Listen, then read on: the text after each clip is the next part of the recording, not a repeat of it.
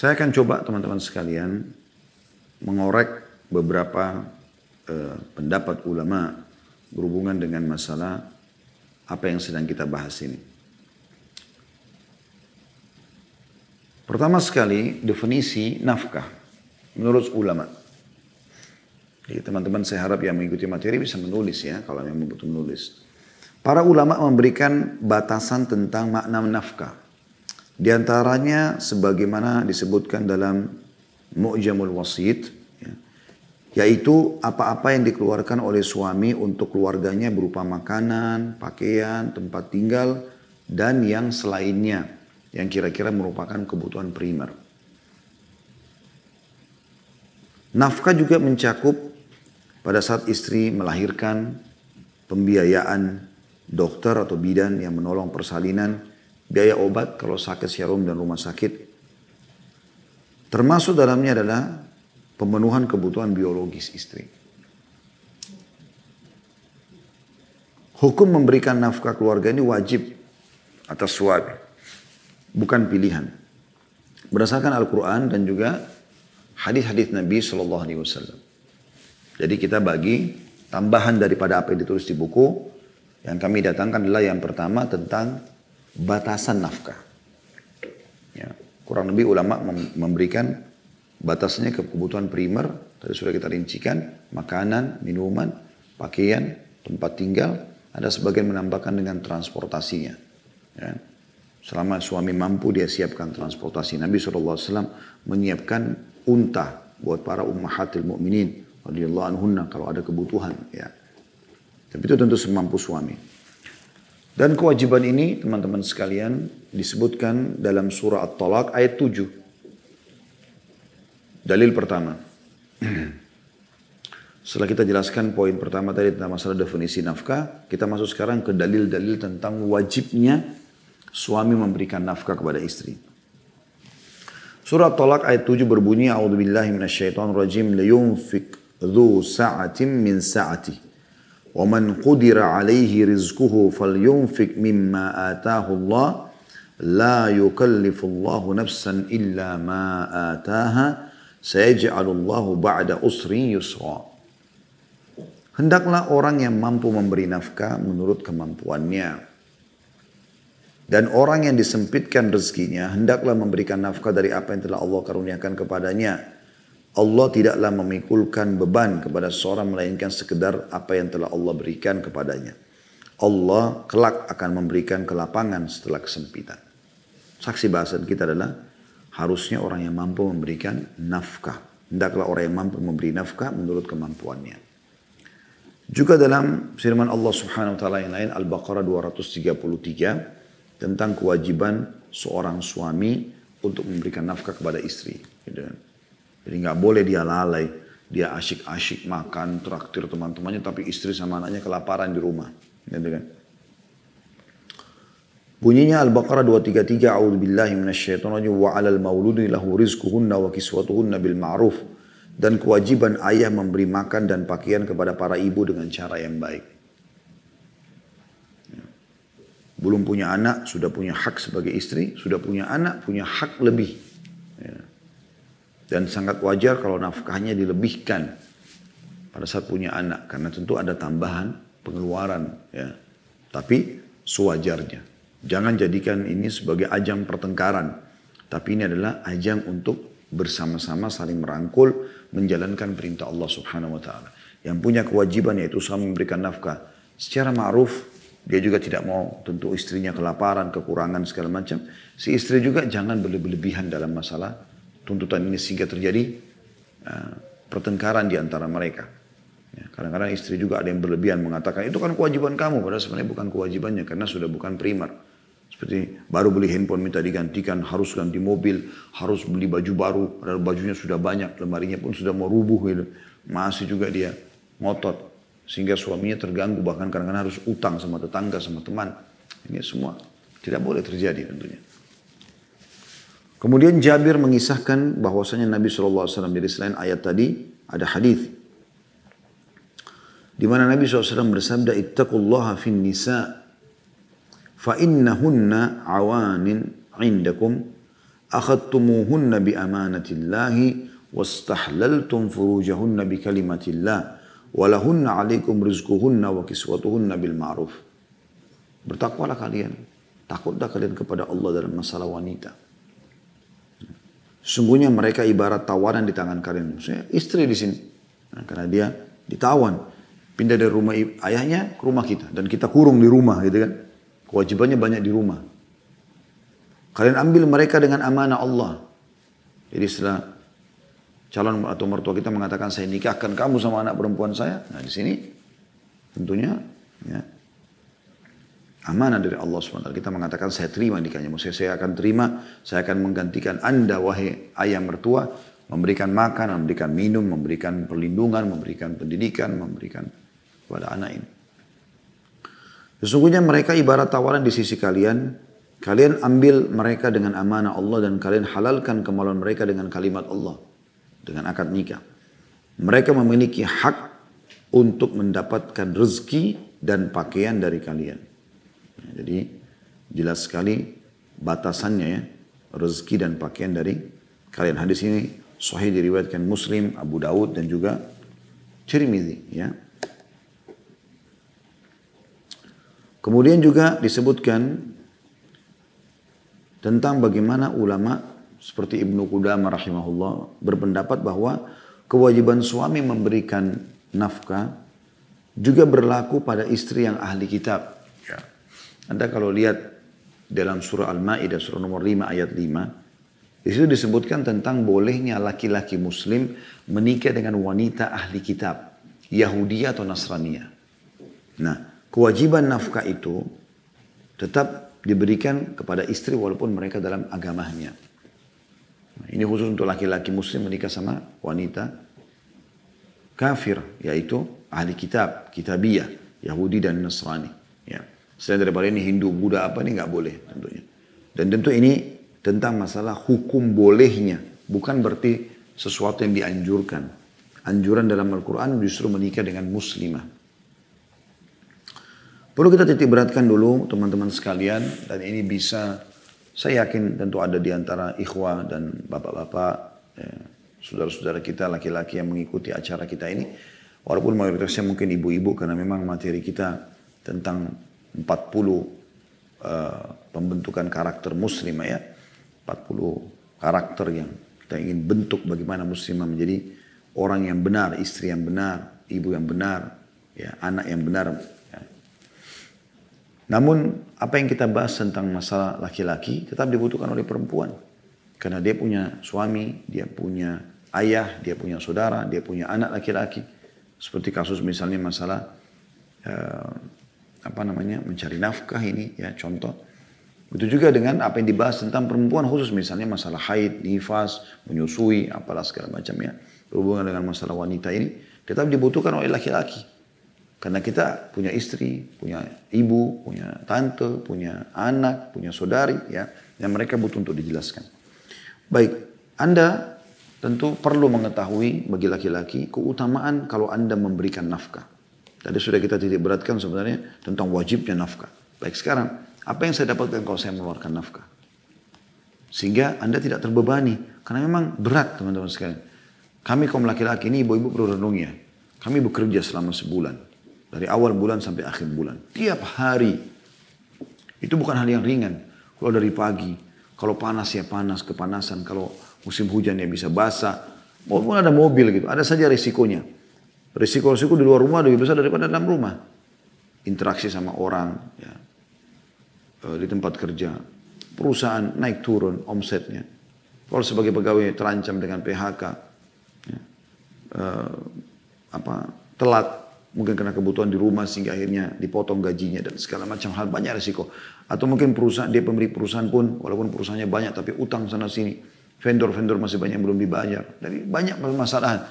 Maka tidak mudah setelah menerima hasil akhir bulan kita berikan istri yang menikmati. Ibu harus paham masalah itu. Nah, sebagai motivasi dalam syariat, Allah Subhanahu wa taala menjanjikan sesuatu yang besar. Hai para suami, kalau kau keluarkan ini yang kau dapatkan. Renungi teman-teman sekalian hadis Nabi SAW. Ini hadis yang mulia masalah nafkah. Dinarun anfaqtahu fi sabilillah. Dinar yang engkau keluarkan untuk jihad di jalan Allah. Wa dinarun anfaqtahu fi raqabah. Dinar yang engkau keluarkan untuk pembebasan budak.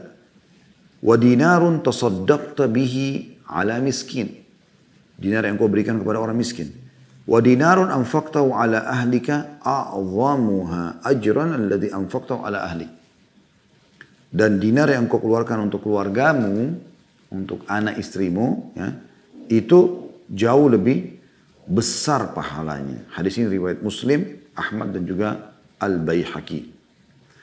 Maka dari hadis ini teman-teman sekalian, kita lihat bagaimana besarnya pahala suami mengalahkan sedekahnya dia buat jihad, sedekahnya untuk bebasin budak, sedekahnya untuk orang miskin. Itu dikalahkan semua pahalanya dengan memberikan kepada istri dan anak. Walaupun istri dan anak itu mampu.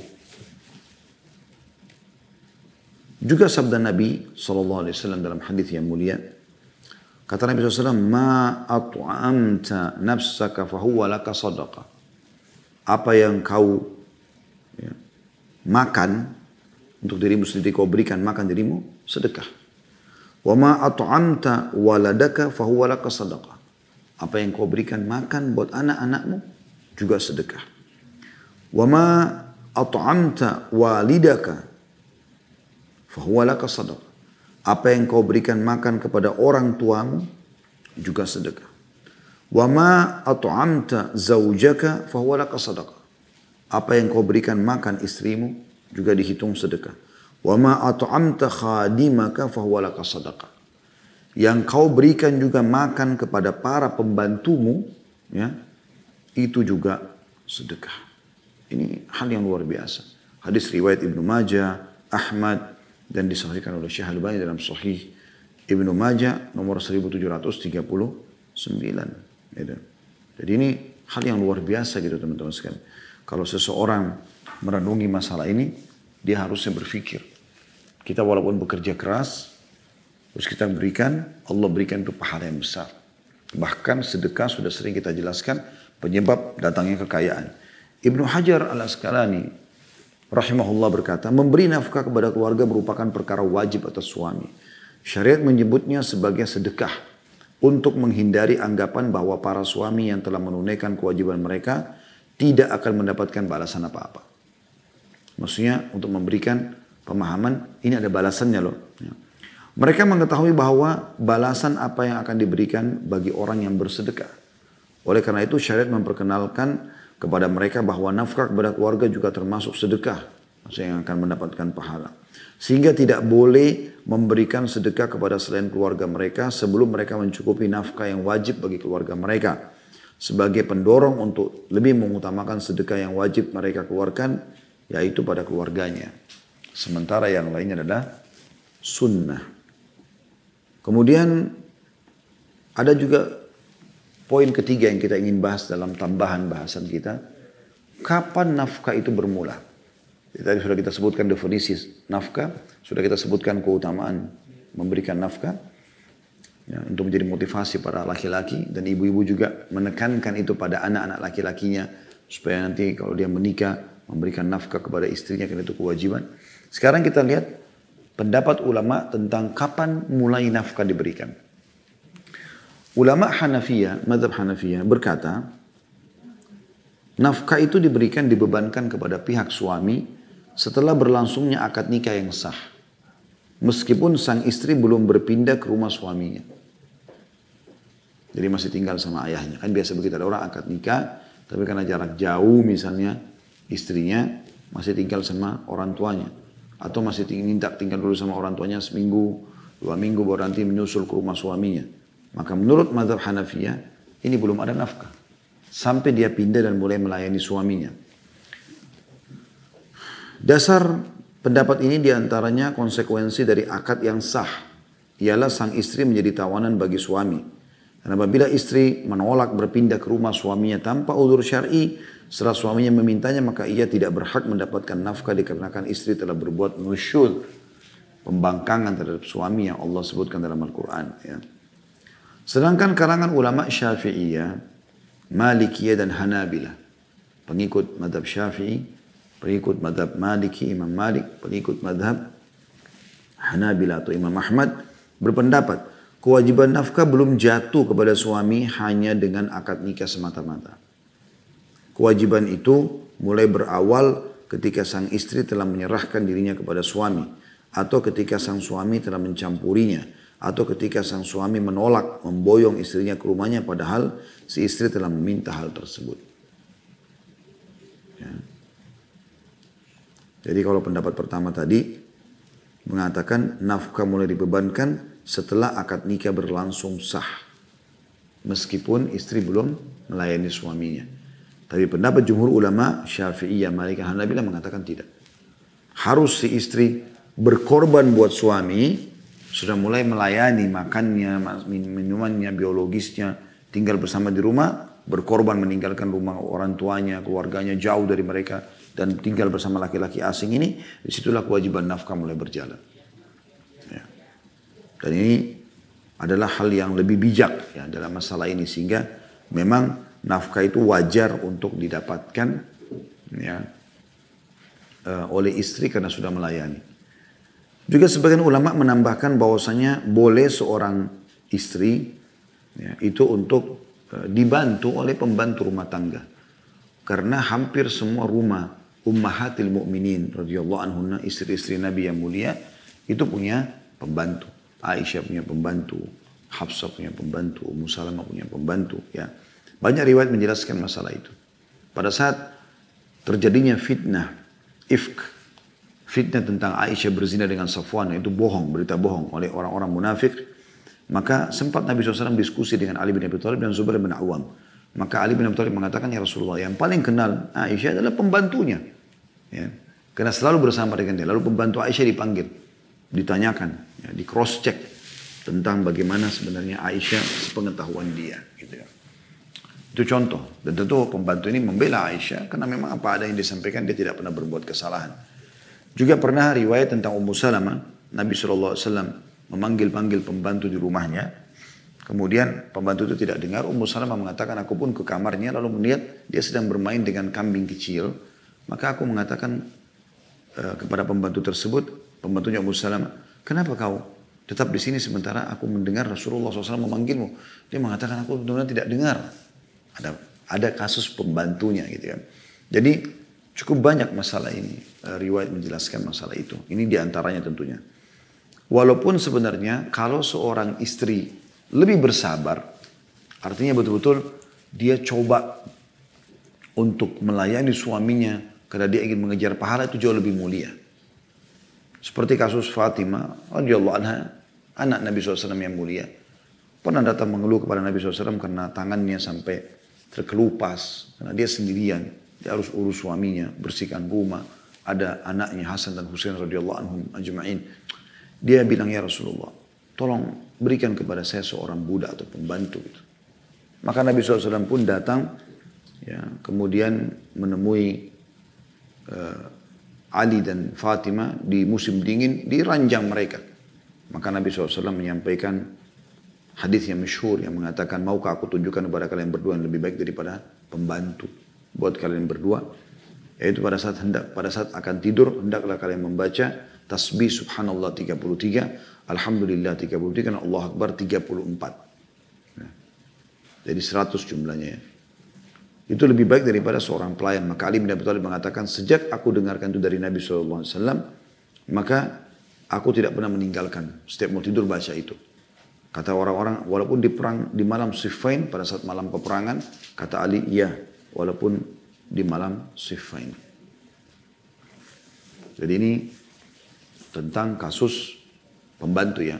Nah, bagi ibu-ibu yang Allah Subhanahu wa taala mudahkan dari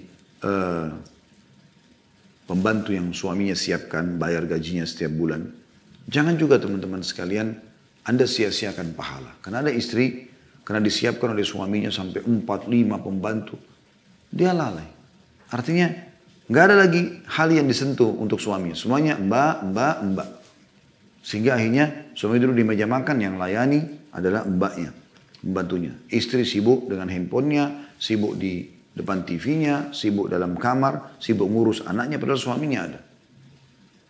Nah, dia harus dahulukan suami.